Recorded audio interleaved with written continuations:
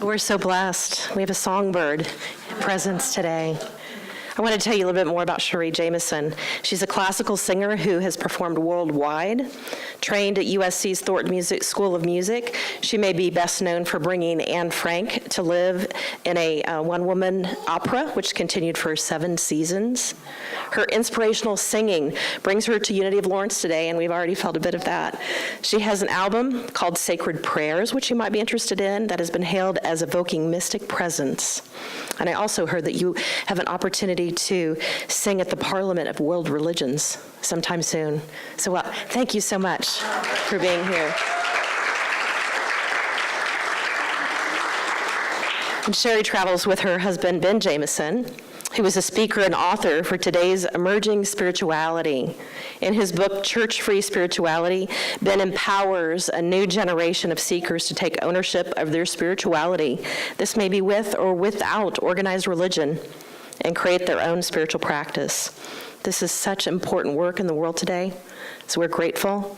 Today is here to share with us what is mine to do. Join me in welcoming Ben Jamison.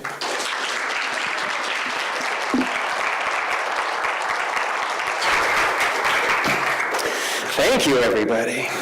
If you'll indulge me, just a brief commercial. She mentioned them, but I've got copies with me as well. So the CD, Sacred Prayers, a little later you're going to hear Sherry sing the Lord's Prayer in Aramaic, which is on this CD and is one of those things that invokes that mystical presence. As far as the book goes, perfect for those people who you've invited to church and have said, well, thanks, but I'm spiritual but not religious, which means really they don't have anything to do with this idea that there is something more. They know there's something there, but they don't know what to do with it. Great gift for them, and then when they read the part about spiritual community, then they'll be ripe to be invited back here again when they recognize the importance of it. So we'll talk to you about those after service out in the hallway if you like to go deeper on those. And I do have one request before we jump in today. Well, 2 requests. One of the things that we know in New Thought is that energy increases as we circulate it. If it's a one-way flow, it doesn't increase. But if we have a circulation, that then adds increase to the energy that we experience. So I'm wondering if you'll join me in a bit of an experiment here today. The first piece of that experiment is just to set the intention within yourself to be a loving battery, to be a presence of light, to open your heart and allow that energy to flow out through you into the sanctuary today for yourself and everybody else here. The second piece of that is to be actively engaged in the time we have together today. I love to create an interaction. So if I ask a question and it calls for hand raised, throw your hands up if it applies. If you've got an answer to the question, shout it out. Yes, thank you. And if it feels like you need to drop an amen, just drop an amen. Just be engaged and active today. Does that sound like something you all are willing to participate in? Perfect. Awesome. So, we're talking today about mine to do.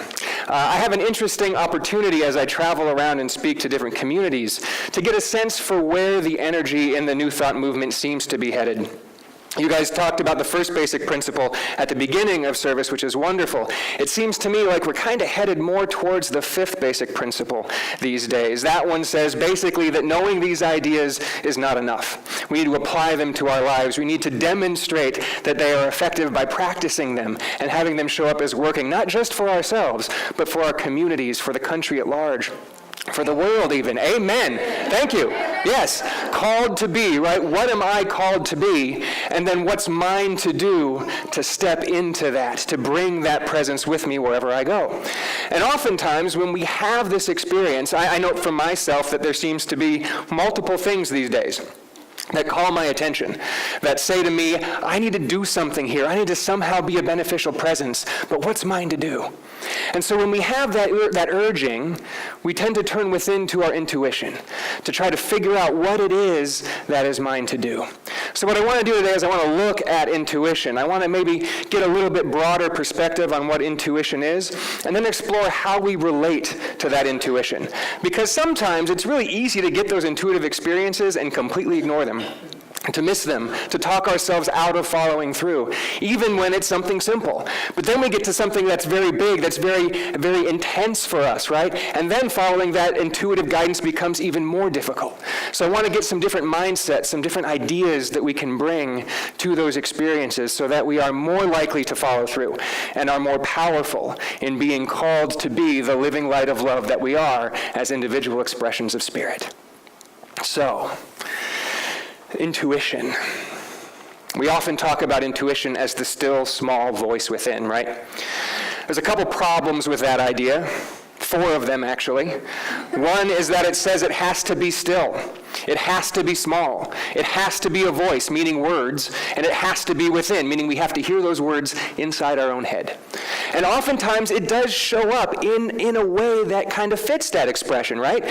But we want to unlimit ourselves around what our intuition can be. Our intuition can be very loud.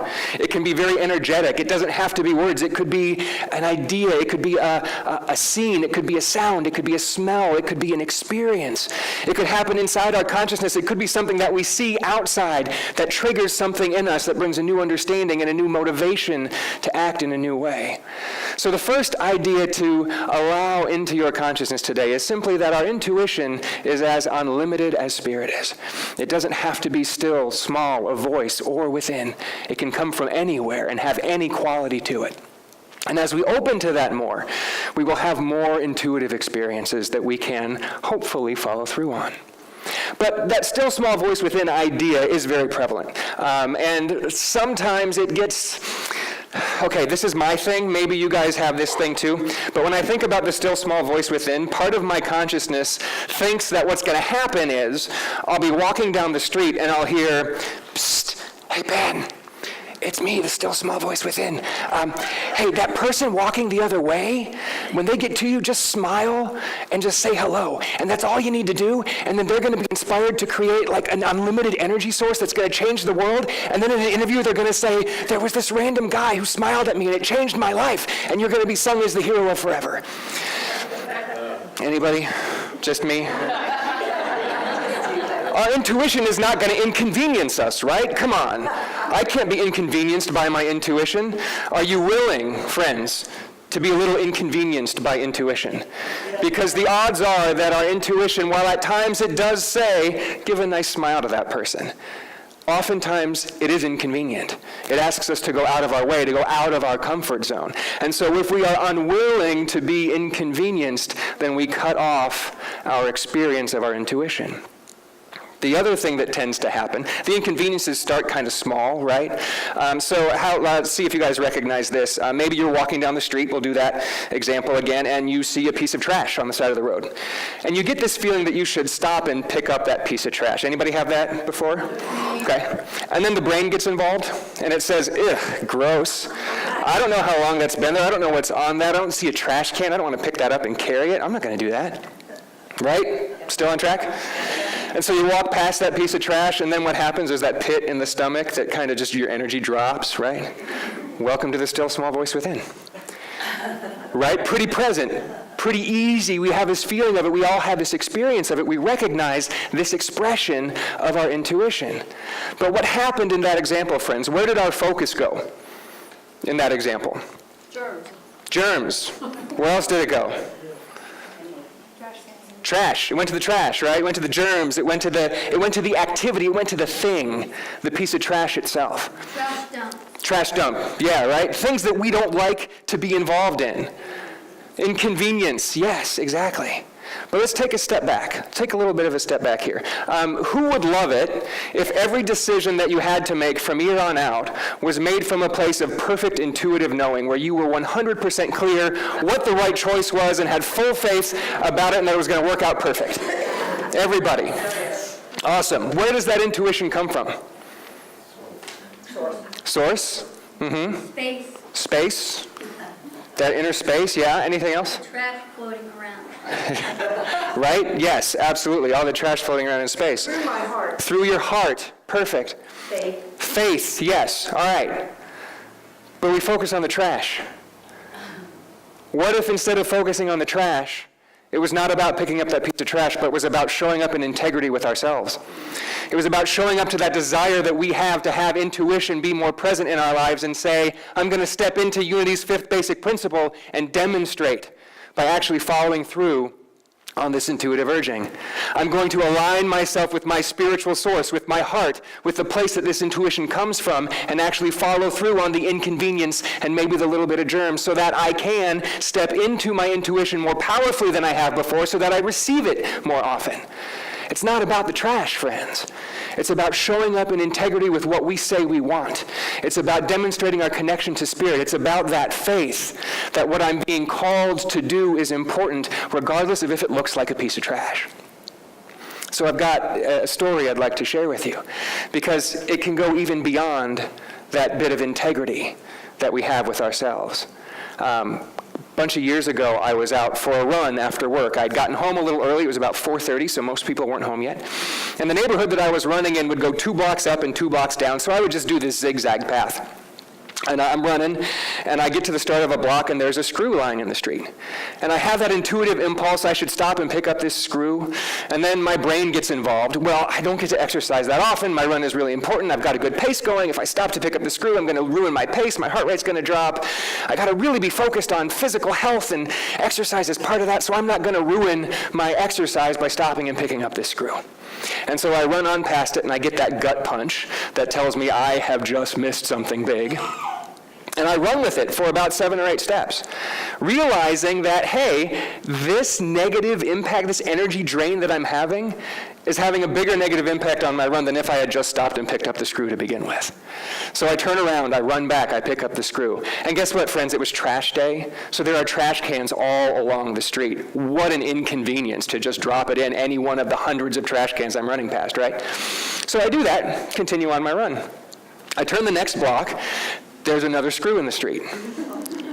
I argue again.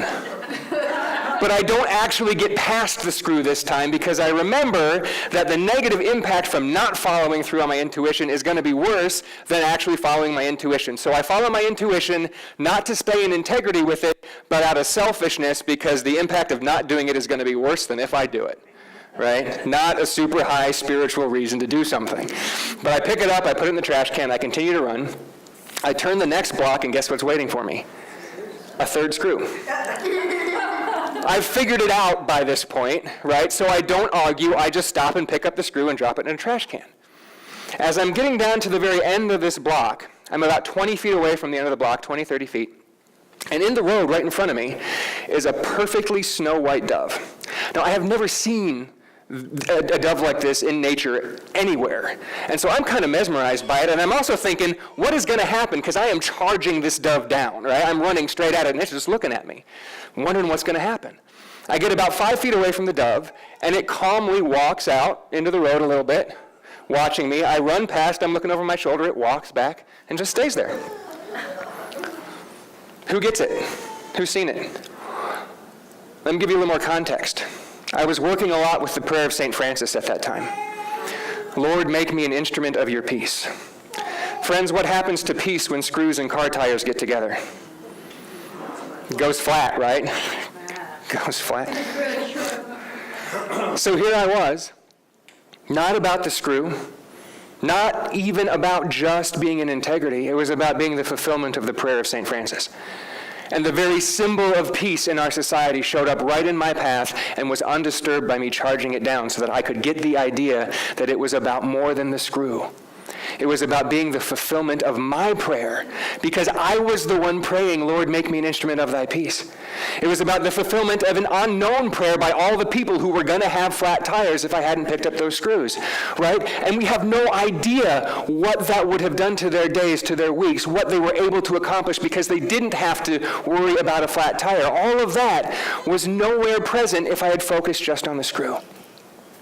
So when we have these intuitive urgings, friends, we can unlimit our idea of what it has to be like. It can be more than a still small voice within. But when we do have that still small voice within, we recognize that it's not about the thing, it's not about the trash, it's not about the screw.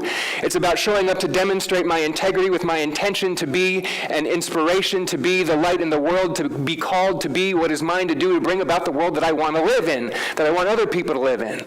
And we can recognize that it answers a prayer for ourselves, for other people. We may not know how far that prayer goes.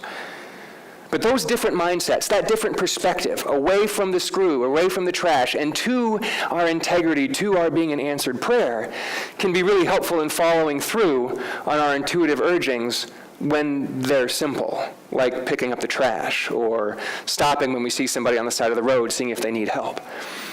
That's when it's easy, when just that mindset might be enough. What about when it's something bigger? What about when it's something that we feel very, very strongly about? A couple weeks ago, I was sitting in church at Unity Village Chapel, where I'm a member and where I serve on the board, and it was before service had started, people were filing in, and I overhear somebody behind me talking about how they have their dog in the car, and they have left their dog in the car for Sunday service. That's a big thing for me. I have a hard time with that. And I was definitely called to do something. There was definitely a mind to do there. But when it's something that big and that intense, we can get off our center really quickly. So there are a couple of things that we can do when we find ourselves there at the beginning to help set ourselves up to be more how we want to be in that moment. The first I'm going to borrow from Don Miguel Ruiz. Take nothing personally. Now, it kind of is easy to take it personally because in that situation, in those things that we feel really impassioned about, we have our own set of standards inside of ourselves that we say, this is what's right and appropriate. It's our personal standard. And we perceive somebody else violating that standard, right? So it is kind of personal. But if we take it personally, what does that do to our experience, friends? If somebody does something and you take it personally, what does that do to you? Kicks off your emotions, right? You get upset, I heard, yeah? You get angry. Angry, it obscures things, right? Judgment, yes, all of these things come into our experience, and yet this is an experience that can be really intense, right? There is the possibility if I say something, there's going to be a verbal conflict. There's a possibility that it could escalate into something that's even more public, right? Who knows what's going to happen if I take any action? But if I take it personally before I take any action, I will be generating within myself the very energies that are likely to precipitate a conflict. So I take a moment to step back and say, where am I taking this personally? And what can I do to let go of that? To realize that this is not about me, but Spirit is about me, because this was my intuition calling me here to be a consciously beneficial presence. Not to make this personal, not to cause conflict, but to be the presence of light and love in the world, to show up as I am called to be. And as we do that, we can help come back into our centered space, rather than taking it personally and bringing that agitation in. Now, the flip side of that coin is not to make it personal. How easy is it to be, would it be in that situation to say, look at this horrible person, how can they do this? How can they be so wrong and so cruel to their dog? How can all of this go into this personalization, making it personal about them? Question, how many people in the room have ever had the thought, looking back on a choice you made, oof, I sure thought that was the best choice I could make at the time, but man, I'd do something different today. What's the key piece in that statement? I sure thought that was the best choice I could make at the time. We all do the very best we believe we can do with the circumstances that confront us. I don't say that to justify any action. The fact that this person was doing what they believed was right and appropriate doesn't justify the fact that they were leaving a dog in a hot car on a summer's day. But what it does is it keeps me, again, out of judgment. It keeps me in compassion. It keeps me recognizing the oneness, right? Because I have done the same thing. Not the same thing, but I have done the thing where I look back and say, I would have made a different decision had I known better. And so we have that connection. We can bring that loving into our experience to help keep us out of the negative energy that could precipitate a conflict or something even more devastating. And finally, we can remember that this is our intuition. Where did intuition come from again? Our heart, our source, Spirit. And so if this unconditional presence of good is calling me forward to do something, then I can call that presence of good to come with me as I do it, asking for grace in every step of the way to smooth out the rough edges. So here I was, hearing this conversation, knowing that I had something to do and that it could be difficult, that it could cause conflict, that it could escalate. And so I did my best to be centered and calm and peaceful, and I turned around and I said, I'm sorry, did I overhear you say that your dog is in the car? And they said, yeah. And I said, well, I'm sorry, but that's completely inappropriate. You cannot leave your dog in a car on a hot summer's day. And the person looks at me and says, well, she's my dog and she's fine. You can feel the energy already, right? The negative, the clenching, the judgment, right? All of that energy which is going to precipitate the exact situation that I do not want. Anger. And yet, anger, yes. And yet, I've got more to do, right? Because I have tried this request, it didn't work. I'm still not comfortable with the fact that this dog is in the car. So what do? I get up and I start marching towards the parking lot, with the intention being to find the dog in the car and call the police and report it. Pretty big action, right? I have no idea what's going to happen. I just know that this is mine to do. And as I'm on my way, I can see from my periphery, and I can certainly feel in the energy field, that this person is up and marching after me. What's going to happen? Where's the conflict going to meet? What's going to come about, right? As I get to the door, 2 ministers who I haven't seen for months walk in. Ben, oh my God, good to see you. How are you? They give me a hug. They talk to me. They ask me how I am, what's going on. We have a brief conversation. They go to their seats. I look around. I can't see this person anywhere. I go out into the parking lot. I'm walking up and down every single row of cars looking for the dog in the car, recognizing that I came out there to maybe call the police on somebody else, and here it looks like I'm staking out cars to break into, and somebody might call the police on me, which luckily didn't happen. But I can't find the dog anywhere, right? So the person clearly went past, got in their car, and left. And grace, friends, showed up literally as love, wrapping me up, holding me still, so that the negative potential, the conflict, could pass all on its own. Because when we recognize that we are called to be the consciously beneficial presence in the world, when we are engaging with that intuitive aspect of ourselves, which is spirit, which is love, which is life, which is divine, and we choose to show up in that life, in that light, holding the safe space, just like we started out today, holding the love, being that battery of loving essence for ourselves and for everybody else around us, that grace can walk with us and smooth the path. But it's up to me to recognize that intuition. It's up to me to recognize that when I want the world to be a certain way, I am the one who has to create the world that way. If I don't show up to it, nobody else will. Knowing these ideas is not enough. I have to apply them in my life. I have to let go of the restrictions that I have around what intuition can be. Recognize that when I'm a little inconvenienced, it's not about the inconvenience. It's about showing up in my desire to have more intuitive experiences and in being an answered prayer for myself and for other people. It's about remembering not to take it personally, to not make it personal, and to allow grace to lead the way. Friends, it is an honor and a privilege to share with you here today, to be in this spiritual community with you, to create this energy field, to go out into our lives and into our world after today, taking these ideas and making them manifest for the betterment of ourselves, our community, our friends, and our world. Thank you so much for being the light that you are, for holding the loving energy with me. What I know for sure, from up here seeing the light in all of your faces, is that Spirit sings your praises. The entire universe is conspiring for your highest good, and God is so thrilled to call each of you the beloved. Thank you so much. Namaste.